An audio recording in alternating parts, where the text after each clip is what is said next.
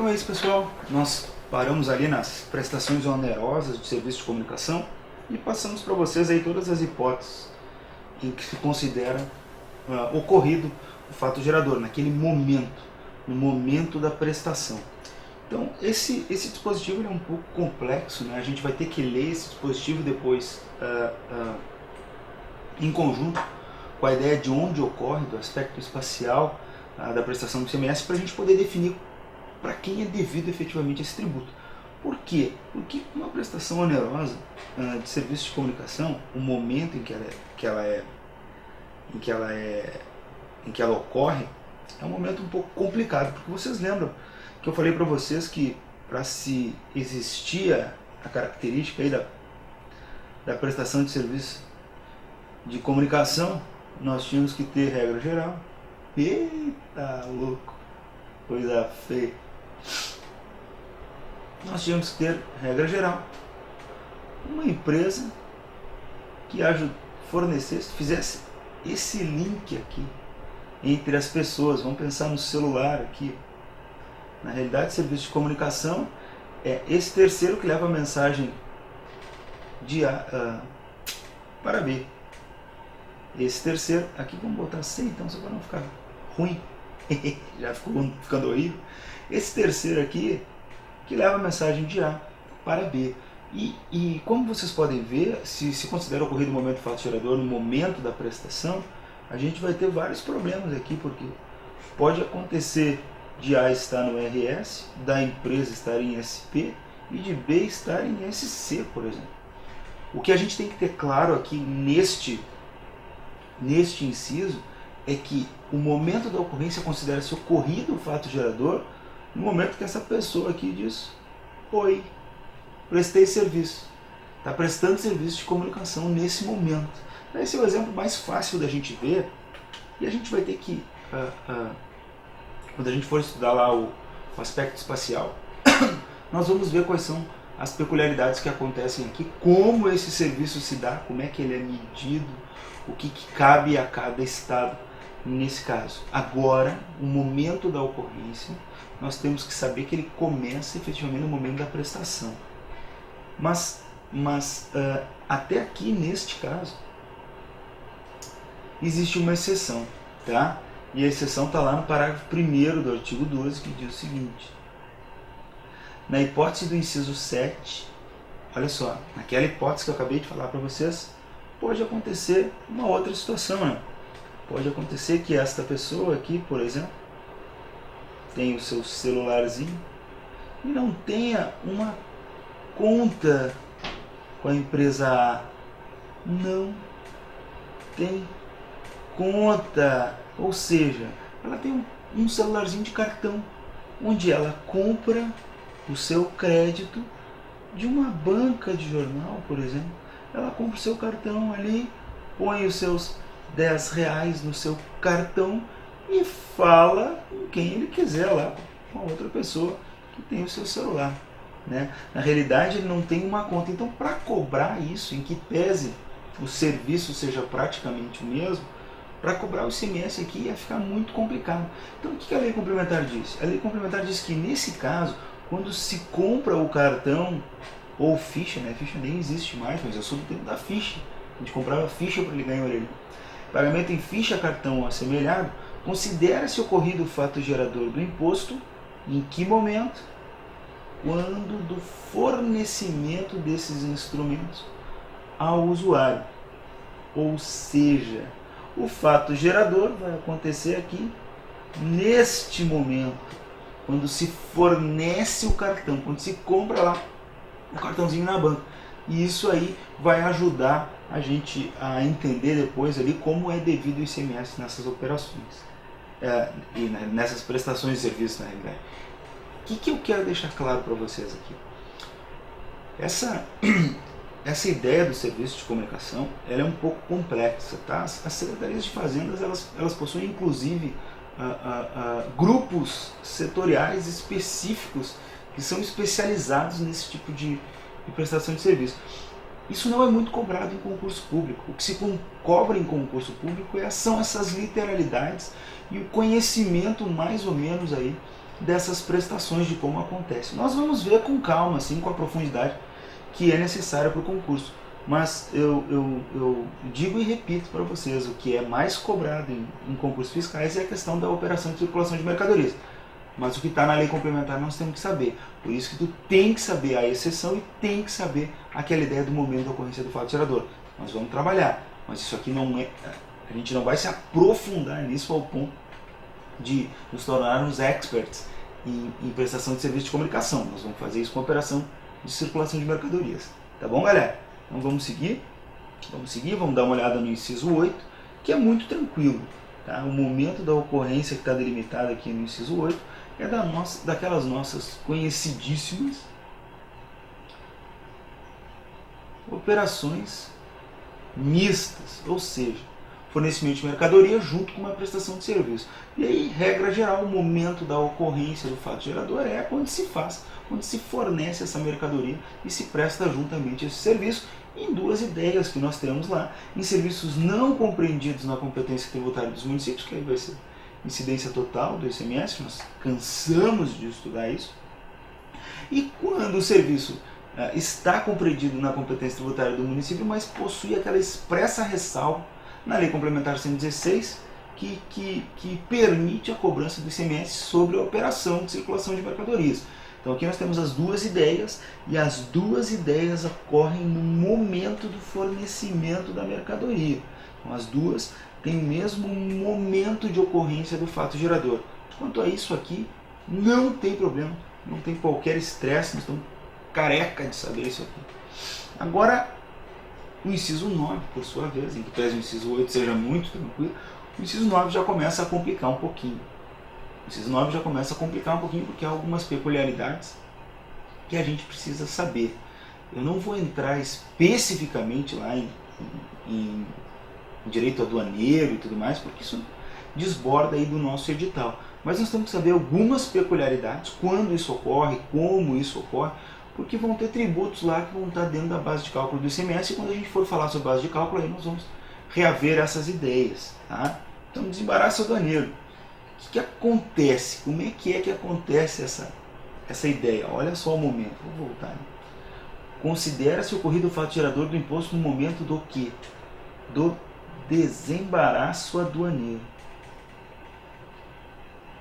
de mercadoria ou bem. Mercadoria ou bem importado. Um desembaraço aduaneiro. Olha a telinha que eu montei para vocês, olha só que legal. Quando se faz uma importação, a empresa B, por exemplo, quer comprar lá mercadoria da empresa A, quer comprar mercadorias.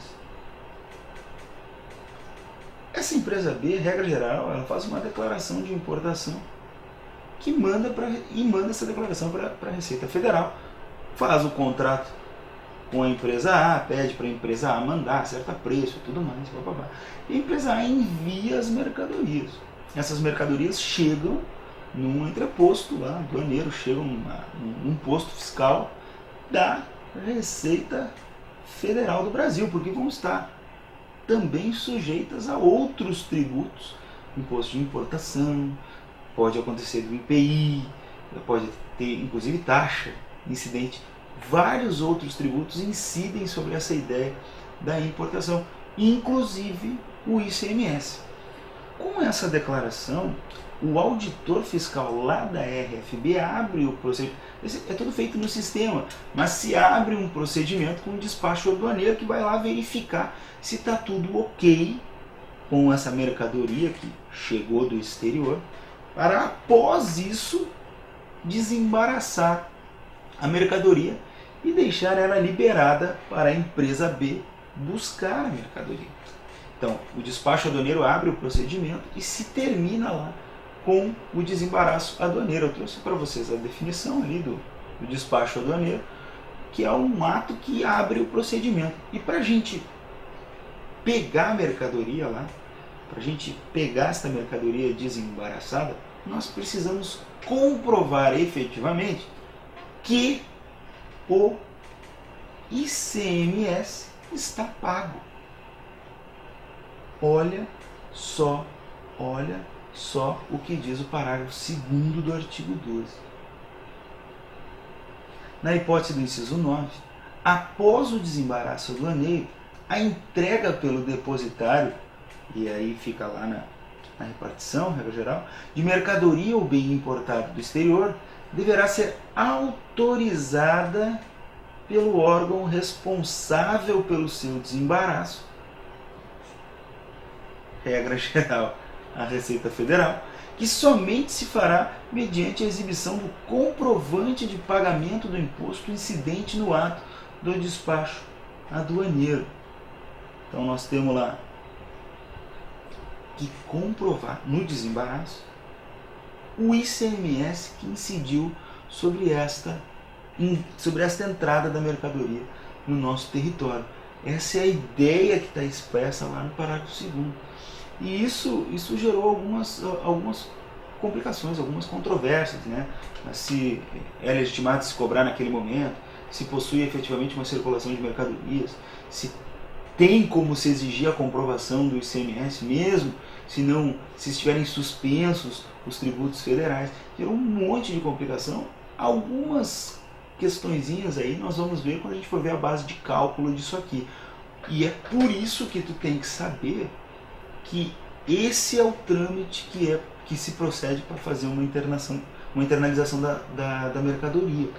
Vai lá para a Receita Federal do Brasil, porque existem outros tributos que vão incidir sobre esse mesmo fato. A Receita faz isso tudo via sistema, e para liberar a mercadoria desembaraçada tem que se comprovar o pagamento do ICMS. Isso tudo também é feito via sistema. Existem convênios entre a Receita Federal e os estados, e se faz isso tudo via sistema, mas tem que comprovar para poder retirar a mercadoria. Beleza, galera? Tranquilo? A Instrução Normativa 680 é que regula aí o momento da comprovação. E está lá no artigo 52, que diz como isso é feito. Eu quero dar uma lida nisso, quero marcar algumas coisas para vocês. Ah, Diego, isso aqui cai em concursos fiscais? Olha, a literalidade não cai muito, mas tu tem que saber o que é que acontece. Olha lá, o importador deve apresentar, por meio de transação própria no Siscomex, no Sistema de Importação e Exportação, declaração sobre o ICMS devido no desembaraço aduaneiro da mercadoria submetida a despacho de importação. A declaração de que trata o caput deverá ser efetivada após o registro da DI e constitui condição da declaração de importação para a autorização de entrega da mercadoria desembaraçada ao importador. Então eu tenho uma condição que está lá na lei complementar, que está sendo delimitada numa norma infralegal. O parágrafo 2º e o parágrafo 3º trazem as hipóteses de exoneração de pagamento de ICMS, como é que se comprova. Até isso aqui não precisa nesse momento. Mas o parágrafo 4º é interessante, olha só. Os dados da declaração de que trata este artigo serão fornecidos à Secretaria da Receita Federal, à Secretaria do Estado da Unidade da Federação indicada na declaração, pelo importador, com base no respectivo convênio para intercâmbio de informações de interesse fiscal. Beleza? Inclusive, pode-se fazer o débito em conta diretamente na conta bancária do importador, da pessoa que faz lá a declaração de importação, por meio de convênio. Então, todo esse procedimento se dá lá no âmbito do sistema federal. Ingressou a mercadoria, faz o despacho, para se desembaraçar, se comprova o pagamento no sistema do ICMS, e aí pode-se pegar efetivamente aquela mercadoria. Todo mundo, houve diversas contestações judiciais sobre esse procedimento, se ele era um procedimento constitucionalmente adequado ou não, se transbordava da hipótese de incidência delimitada lá no 155.2, e atualmente nós possuímos posição consolidada aí dos tribunais sobre a possibilidade de se fazer efetivamente a importação e se cobrar o ICMS por ocasião do desembaraço aduaneiro. Está lá na súmula vinculante, vincula lá a administração e o judiciário lá, né? Vincula de todas as esferas da federação. A súmula vinculante 48 diz o seguinte: na entrada da mercadoria importada do exterior, é legítima a cobrança do ICMS por ocasião do desembaraço aduaneiro. Então é legítimo que se cobre. Ah, como é que isso é feito? Quais são, em termos quantitativos, como é que isso acontece? Calma, isso nós vamos fazer quando a gente estudar agora, daqui a pouco, a base de cálculo na importação. E aí eu vou trazer para vocês todos os elementos. Mas agora tu tem que saber efetivamente que isso acontece lá no momento do desembaraço. E é por isso que quando a gente for ver lá a base de cálculo, vão ter outras coisas que vão ser incluídas na base de cálculo, em alguns casos. Em outros casos especialíssimos, nós vamos ver ali como é que não inclui, especialmente aí em algumas esferas da federação, onde se pode retirar partes da base de cálculo. Tá? Mas eu vou falar especificamente quando a gente for falar sobre a base de cálculo. Não te atucana, não te atucana. Agora eu quero que tu saiba isso que está na tela para ti. Beleza? O parágrafo terceiro traz uma situação que não é muito comum, tá? Não é muito comum, mas resguarda efetivamente a ideia da ocorrência do fato gerador do ICMS. Por quê? O que acontece? O que diz o parágrafo terceiro? Na hipótese de entrega de mercadoria ou bem importado do exterior, e ele diz assim, ó, antes do desembaraço do dinheiro, pode acontecer de a mercadoria ser entregue antes do desembaraço do dinheiro? Pode, em alguns casos especiais, pode acontecer, não se fez o desembaraço e a mercadoria acabou sendo entregue, ou porque aconteceu algum problema, ou porque existe alguma autorização especial para a empresa receber lá a mercadoria antes que se faça desembaraço do dinheiro. Pode acontecer? Pode. O que a legislação põe a salvo nesse momento? Ela põe a salvo nesse momento, olha só, rapidinho. Vem aqui para ficar bem tranquilo em relação a isso. Bem tranquilo. Aqui é a RFB, tá? Aqui é a empresa B, aqui é a empresa A. A empresa B tem, por regra geral, que mandar a mercadoria para cá para acontecer o desembaraço. Acontece o desembaraço, FG, fato gerador do ICMS. Essa é a regra geral. Tranquilo, a gente acabou de falar. Mas pode acontecer, por exemplo, da empresa não mandar direto lá, acontecer um problema, ou há uma possibilidade, ou há uma autorização para que isso ocorra, e manda direto lá para outra empresa. Como não passou pelo desembaraço, não parte da regra geral da ocorrência do fato gerador no desembaraço aduaneiro. Mas o legislador põe a salvo a incidência do ICMS quando diz que, se não passar pelo desembaraço aduaneiro, neste outro momento aqui é que acontece o fato gerador do ICMS. Então há a possibilidade. Se ocorre fato gerador, nasce obrigação tributária. Se não há previsão na legislação do momento da ocorrência do fato gerador, não tem como nascer obrigação tributária, não tem como cobrar. Então o que o legislador fala? Olha, em casos especiais pode acontecer de não se dar o desembaraço? Pode. Quando isso acontece, o fato gerador ocorre no momento da entrega da mercadoria. E aí a autoridade responsável tem que exigir a comprovação do pagamento do imposto. Tem uma peculiaridade que é salvo disposição em contrário. Aqui pode ter exceção em contrário da legislação? Pode ter disposição em contrário, tá? Não, vai se pagar depois e tudo mais. Mas a ideia básica aqui é preservar o fato gerador do ICMS para poder se cobrar, mesmo se não tenha ocorrido anteriormente o desembaraço aduaneiro desta mercadoria. Tá bom, galera? Tranquilo? Então tá jóia. Vamos caminhar, vamos passar para o inciso 10. O inciso 10 diz o seguinte, que o momento da ocorrência do fato gerador é no momento do recebimento pelo destinatário de serviço prestado no exterior. Está ali a nossa fronteira. Está aqui a empresa A, está aqui a empresa B, está aqui a empresa C. A, B, C. B compra mercadorias de A, que C transporta até B. Vai lá e pega esta mercadoria, que tem que chegar aqui, e transporta. C prestou o quê? Serviço de transporte. Quem recebeu? B, que é o destinatário deste serviço, né? No momento em que B recebe o serviço, ocorre o fato gerador, porque o fato gerador tem que acontecer aqui dentro. A gente traz para cá, para dentro do Brasil, a ideia do fato gerador, porque é muito complicado de trabalhar fato gerador fora da nossa jurisdição, fora do Brasil. Acontecer um fato lá, vai ser regulamentado pela lei de lá, regra geral. É muito complicado a gente trabalhar fatos geradores fora do nosso território nacional. Então o que o legislador faz? Olha, ocorre o fato gerador quando o cara recebe o serviço que foi prestado no exterior, se foi iniciado ou que tenha, ou mesmo se tenha acontecido todo lá. No momento em que aquele cara que contratou esse serviço diz, olha, tá ok, foi feito o serviço, se faz o contrato e se paga, neste momento ocorre o fato gerador do ICMS. Beleza? O inciso 11 também não há muita controvérsia. O fato gerador ocorre no momento da aquisição e licitação pública de mercadoria ou bem importado do exterior e apreendidos ou abandonados. Por quê? Porque, regra geral, o bem chega lá na Receita Federal, como a gente já falou para vocês. Se não se quitarem os tributos e tudo mais, tem um prazo para acontecer isso, essas mercadorias, esses bens são considerados abandonados. E pode também acontecer se da Receita apreender bens que não foram declarados e tudo mais. Esses bens, eles são licitados ao público. A Receita abre uma licitação lá e faz a alienação desses bens para quem tiver interesse.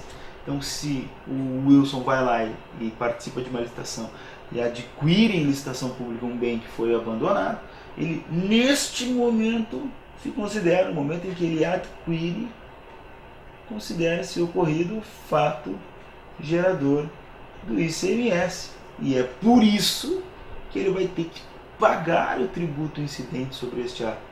Então o Estado não vai perder nunca nesses casos, né? Mesmo que a pessoa que tem importado não pague o imposto, quando se proceder ao leilão, a pessoa que adquirir isso vai ter que pagar o ICMS também. Aí, por isso tem algumas peculiaridades na base de cálculo que nós vamos ter que trabalhar também quando a gente for ver a questão da base de cálculo do ICMS, nesse caso de aquisição e licitação pública de mercadorias de bens importados, apreendidos ou abandonados. Tranquilo? Você tem que saber aqui que o momento do fato gerador é na aquisição e isso justifica a inclusão do ICMS lá na base de cálculo. Beleza?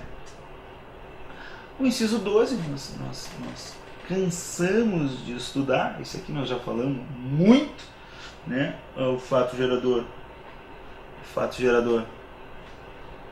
ocorre no momento, olha ali, ó, no momento da entrada no território do Estado. Então eu mandei para cá lubrificante ou combustível líquido e gasoso derivado do petróleo ou energia elétrica de São Paulo para o RS. A empresa que comprou aqui é uma empresa que vai consumir, ou seja, não vai destinar a comercialização e industrialização. Acontece o que?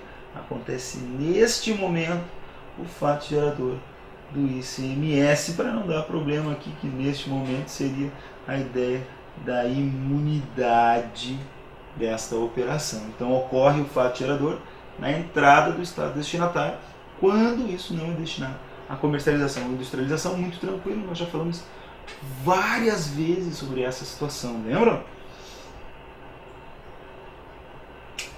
E essa ideia do inciso 12 é a ideia que vai dar base ao diferencial de alíquota. Se eu não me engano, eu fiz um desenho para vocês aqui, que é um desenho para poder explicar o que é que acontece isso. Vamos dar uma olhada no inciso 13.